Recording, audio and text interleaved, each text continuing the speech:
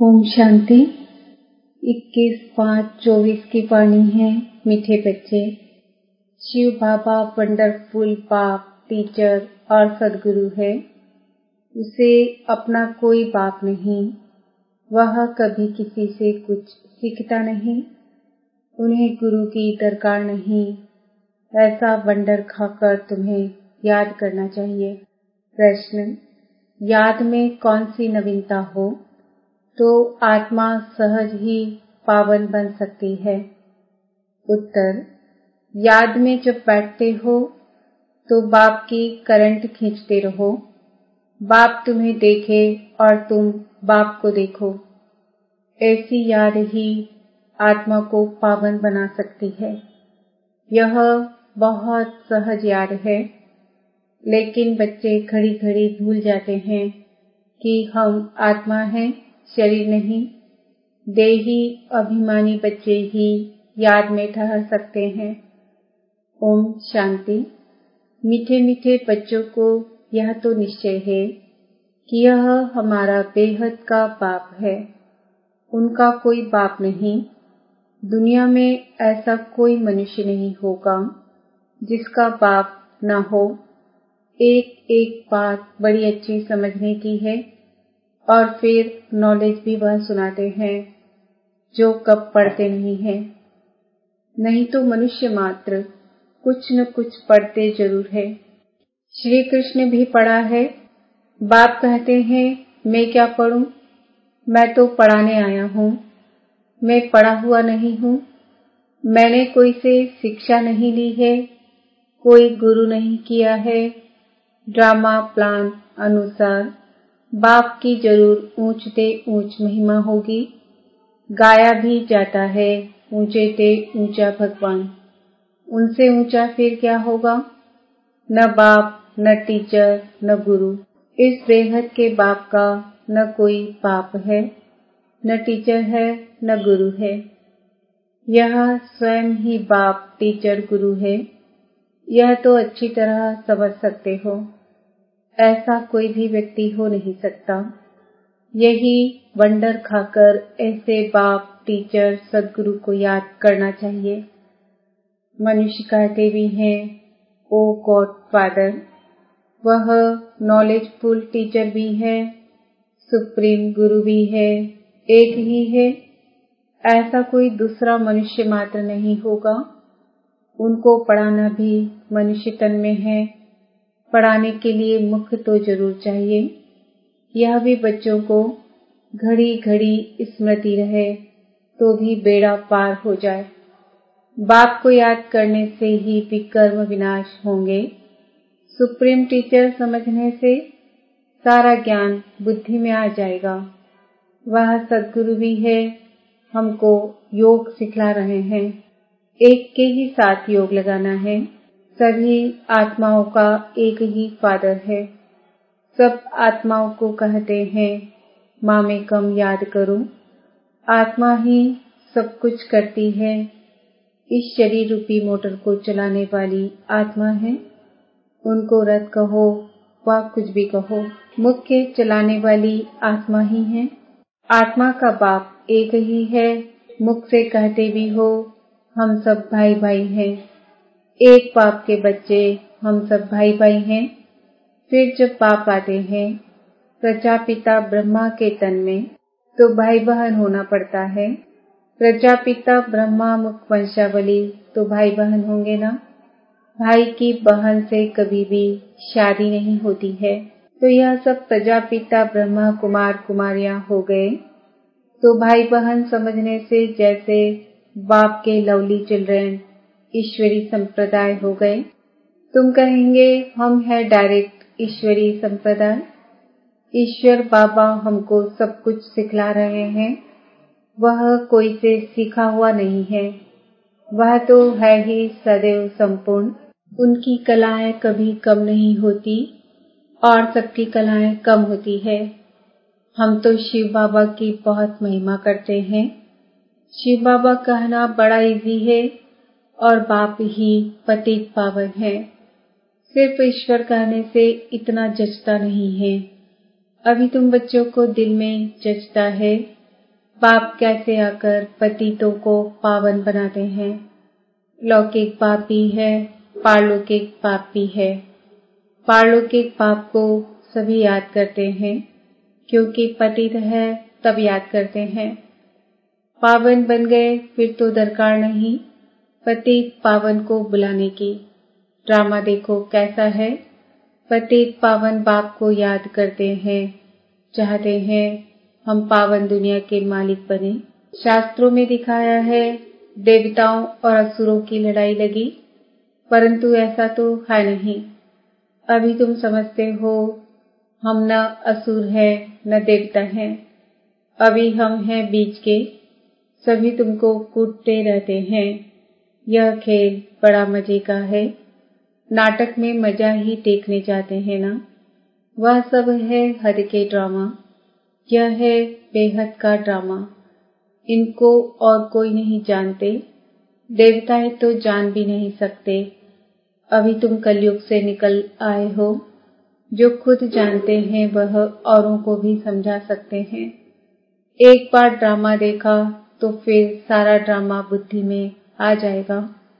बाबा ने समझाया है यह मनुष्य सृष्टि रूपी झाड़ है, इनका बीज ऊपर में है। विराट रूप कहते हैं ना। बाप बैठ तुम बच्चों को समझाते हैं। मनुष्यों को यह पता नहीं है। शिव बाबा कोई से भाषा सीखा होगा, जबकि उनका कोई टीचर ही नहीं तो भाषा फिर क्या सीखा होगा। तो जरूर जिस रथ में आते हैं उनकी भाषा ही काम में लाएगा। उनकी अपनी भाषा तो कोई है नहीं। वह कुछ पढ़ते सीखते ही नहीं। उनका कोई टीचर होता नहीं। श्री कृष्ण तो सीखता है। उनके माँ बाप टीचर है। उनको गुरु की दरकार ही नहीं, क्योंकि उनको तो सद्गति मिली हुई है। यह भी तुम जानते हो। तुम ब्राह्मण हो सबसे ऊंच। यह तुम स्मृति में रखो। हमको पढ़ाने वाला है बाप। हम अभी ब्राह्मण हैं। ब्राह्मण देवता क्षत्रिय वैश्य, कितना क्लियर है। बाप को तो पहले से ही कह देते हैं। वह सब कुछ जानते हैं।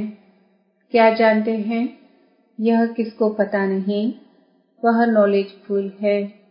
सारे सृष्टि के आदि मध्य अंत की उनको नॉलेज है। बीज को सारे झाड़ की नॉलेज होती है। वह तो है जड़ बीज। तुम हो चैतन्य। तुम अपने झाड़ की नॉलेज समझाते हो।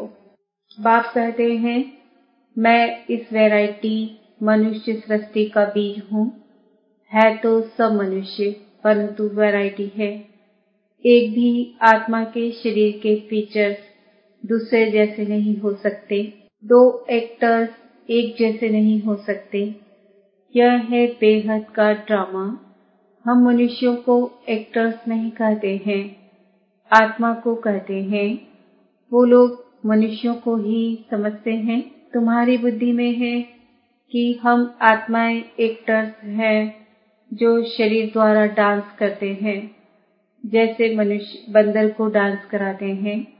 यह भी आत्मा है जो शरीर को डांस कराती है, पार्ट बजवाती है। यह तो बहुत सहज समझने की बातें हैं। बेहद का बाप आते भी जरूर हैं। ऐसे नहीं कि नहीं आते। शिव जयंती भी होती है। बाप आते ही तब है जब दुनिया चेंज होनी होती है। भक्ति मार्ग में श्री कृष्ण को याद करते रहते हैं, परंतु श्री कृष्ण आए कैसे? कलयुग में या संगम पर। तो श्री कृष्ण का रूप इन आंखों से देखा नहीं जा सकता, फिर उनको भगवान कैसे कहें? वह तो सत्युग का पहला नंबर प्रिंस है। उनका बाप टीचर भी है। गुरु की उनको दरकार नहीं, क्योंकि सद्गति में है। स्वर्ग को सद्गति कहा जाता है। हिसाब भी क्लियर है। बच्चे समझते हैं। मनुष्य 84 जन्म लेते हैं। कौन कौन कितने जन्म लेते हैं वह तो हिसाब करते हो। डीटी घराना जरूर पहले पहले आता है। पहला जन्म उनका ही होता है। एक का हुआ तो उनके पीछे सभी आ जाते हैं। यह बातें तुम जानते हो। तुम्हारे में भी कोई अच्छी रीति समझते हैं, जैसे उस पढ़ाई में होता है। यह है बहुत सहज, सिर्फ एक गुप्त डिफिकल्टी है। तुम बाप को याद करते हो, उसमें माया विघ्न डालती है, क्योंकि माया रावण को ईर्ष्या होती है। तुम राम को याद करते हो तो रावण को ईर्ष्या होती है कि हमारा मुरीद राम को क्यों याद करता है। यह भी ड्रामा में पहले से ही नूर है, नई बात नहीं। कल्प पहले जो पाठ बजाया है वही बजाएंगे। अभी तुम पुरुषार्थ कर रहे हो, कल्प पहले जो पुरुषार्थ किया है वह अभी भी कर रहे हो। यह चक्र फिरता रहता है, कभी बंद नहीं होता है। टाइम की टिक टिक होती रहती है। बाप समझाते हैं यह 5000 वर्ष का ड्रामा है। शास्त्रों में तो कैसी कैसी बातें लिख दी है। बाप ऐसे कभी नहीं कहेंगे कि भक्ति छोड़ो, क्योंकि अगर यहाँ भी चल नहीं सके और वह भी छूट जाए तो न इधर का न उधर का ही रहे, कोई काम का ही नहीं रहा। इससे तुम देखते हो कई मनुष्य ऐसे भी हैं जो भक्ति आदि कुछ नहीं करते हैं, बस ऐसे ही चलता रहता है। कई तो कह देते हैं भगवान ही अनेक रूप धरते हैं। अरे यह तो बेहद का ड्रामा अनादि बना बनाया है, जो रिपीट होता रहता है। इसलिए इसको अनादि अविनाशी वर्ल्ड ड्रामा कहा जाता है। इसको भी तुम बच्चे ही समझ रहे हो। इसमें भी तुम कुमारियों के लिए तो बहुत सहज है। माताओं को तो जो सीढ़ी चढ़ी है वह उतरना पड़े। कुमारी को तो कोई और बंधन नहीं, चिंतन ही नहीं, बाप का बन जाना है। लौकिक संबंध को भूल पारलौकिक संबंध जोड़ना है। कलयुग में तो है ही दुर्गति, नीचे उतरना ही है ड्रामानुसार। भारतवासी कहते हैं यह सब कुछ ईश्वर का है, वह मालिक है। तुम कौन हो? हम आत्मा है। बाकी यह सब कुछ ईश्वर का है। यह देह आदि जो कुछ है परमात्मा ने दिया है। मुख से कहते ठीक है, कह देते हैं यह सब कुछ ईश्वर ने दिया है। अच्छा, फिर उनकी दी हुई चीज में खयानत थोड़ी ही डालनी चाहिए, परंतु उस पर भी चलते नहीं, रावण मत पर चलते हैं। बाप समझाते हैं तुम तो ट्रस्टी हो, परंतु रावण संप्रदाय होने कारण तुम ट्रस्टी पने में अपने को धोखा देते हो। मुख से कहते एक हो, करते दूसरा हो। बाप ने चीज दी फिर ले ली तो उसमें तुमको दुख क्यों होता है? ममत्व मिटाने के लिए ही यह बातें बाप अपने बच्चों को समझाते हैं। अब बाप आए हैं, तुमने ही पुकारा है बाबा हमको साथ ले चलो, हम रावण राज्य में बहुत दुखी हैं, आकर हमको पावन बनाओ, क्योंकि समझते हैं पावन बनने बिगर हम जा नहीं सकते। हमको ले चलो। कहाँ? घर ले चलो। सब कहते हैं हम घर जाएं। श्री कृष्ण के भक्त चाहते हैं हम कृष्णपुरी वैकुंठ में जाएं। सत्युग ही याद रहता है, प्यारी चीज है। मनुष्य मरता है तो स्वर्ग जाता नहीं। स्वर्ग तो सत्युग में ही होता है, कलयुग में होता है नर्क, तो जरूर पुनर्जन्म नर्क में ही होगा। यह कोई सत्युग थोड़े ही है, वह तो वंडर ऑफ वर्ल्ड है। कहते भी हैं, समझते भी हैं, फिर भी कोई मरता है तो उनके संबंधी कुछ भी समझते नहीं। बाप के पास जो 84 के चक्र की नॉलेज है वह बाप ही दे सकते हैं। तुम तो अपने को देह समझते थे, वह रॉन्ग था। अब बाप कहते हैं देही अभिमानी भव। श्री कृष्ण तो कह न सके देही अभिमानी भव, उनको तो अपनी देह है ना। शिव बाबा को अपनी देह नहीं है, यह तो उनका रथ है जिसमें वह विराजमान है। उनका यह रथ है तो इनका भी रथ है। इनकी अपनी आत्मा भी है, बाप का भी लोन लिया हुआ है। बाप कहते हैं मैं इनका आधार लेता हूँ, अपना तो है नहीं तो पढ़ाएंगे कैसे। बाप रोज बैठ बच्चों को कशिश करते हैं कि अपने को आत्मा समझ और बाप को देखो। यह शरीर भी भूल जाए, हम तुमको देखें, तुम हमको देखो। तुम जितना बाप को देखेंगे पवित्र होते जाएंगे और कोई उपाय पावन बनने का है नहीं। अगर हो तो बताओ, जिससे आत्मा पवित्र होती हो। गंगा के पानी से तो नहीं होगी, पहले तो कोई को भी बाप का परिचय देना है। ऐसा बाप तो और कोई होता नहीं। नब्ज देखो, ऐसा समझा है जो चकित हो जाए।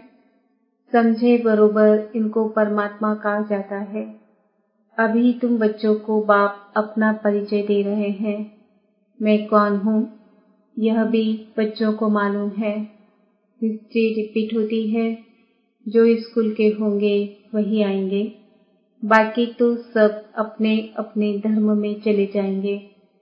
जो और धर्मों में कन्वर्ट हो गए हैं वह फिर निकल अपने अपने सेक्शन में चले जाएंगे। इसलिए निराकारी झाड़ भी दिखाया है। यह बातें तुम बच्चे ही समझते हो, बाकी तो कोई मुश्किल ही समझते। 7-8 से कोई एक तो निकलेंगे जो समझेंगे यह नॉलेज तो बहुत अच्छी है। यहाँ का जो होगा उनको तूफान कम आएंगे। दिल होगी फिर जाएं जाकर सुने। कई फिर संग के रंग में भी आ जाते हैं तो फिर आते नहीं। जहाँ पार्टी को जाता हुआ देखेंगे तो उसमें लटक पड़ेंगे। मेहनत लगती है बहुत। कितनी मेहनत करनी पड़ती है। घड़ी घड़ी कहते हैं, हम भूल जाते हैं मैं आत्मा हूँ, शरीर नहीं। यह घड़ी घड़ी भूल जाते हैं। बाप भी जानते हैं बच्चे काम चिता पर बैठकर काले हो गए हैं, कब्र दाखिल हो पड़े हैं, इसलिए सांवरे बन गए हैं। उनको ही फिर बाप कहते हैं हमारे बच्चे सब जल मरे हैं। यह बेहद की बात है। कितनी करोड़ों आत्माएं हमारे घर में रहने वाली है, अर्थात ब्रह्मलोक में रहने वाली है। बाप तो बेहद में खड़े हैं ना, तुम भी बेहद में खड़े हो जाएंगे। जानते हो बाबा स्थापना करके चला जाएगा, फिर तुम राज्य करेंगे। बाकी सब आत्माएं शांति धाम में चली जाएंगी। अच्छा, मीठे मीठे सिकिलदे बच्चों प्रति माता पिता बाप दादा का याद प्यार, गुड मॉर्निंग। रूहानी बाप की रूहानी बच्चों को नमस्ते। रूहानी बच्चों की रूहानी बाप दादा को याद प्यार, गुड मॉर्निंग, नमस्ते, ओम शांति। धारणा के लिए मुख्य सार, किसी भी एक्टर से रावण ईर्ष्या करे, विघ्न डाले, तूफान में लाए तो उसे न देख, अपने पुरुषार्थ में तत्पर रहना है। क्योंकि हर एक एक्टर का पार्ट इस ड्रामा में अपना अपना है। यह अनादि ड्रामा बना हुआ है। रावण मत पर ईश्वर की अमानत में ख्यानत नहीं डालनी है। सबसे ममत्व निकाल पूरा ट्रस्टी होकर रहना है। वरदान, सदा एक रस मूर्त द्वारा सर्व आत्माओं को सुख शांति प्रेम की अंजलि देने वाले महादानी भव। आप बच्चों की मूड सदा खुशी की एक रस रहे। कभी मूड ऑफ, कभी मूड बहुत खुश, ऐसे नहीं। सदा महादानी बनने वालों की मूड कभी बदलती नहीं। देवता बनने वाले, माना देने वाले। आपको कोई कुछ भी दे, लेकिन आप महादानी बच्चे सबको सुख की अंजलि, शांति की अंजलि, प्रेम की अंजलि दो। तन की सेवा के साथ मन से ऐसी सेवा में बिजी रहो तो डबल पुण्य जमा हो जाएगा। आपकी विशेषताएं प्रभु प्रसाद है, इन्हें सिर्फ स्वयं प्रति यूज नहीं करो, बांटो और बढ़ाओ। ओम शांति। आज का स्वमान है, मैं आत्मा महादानी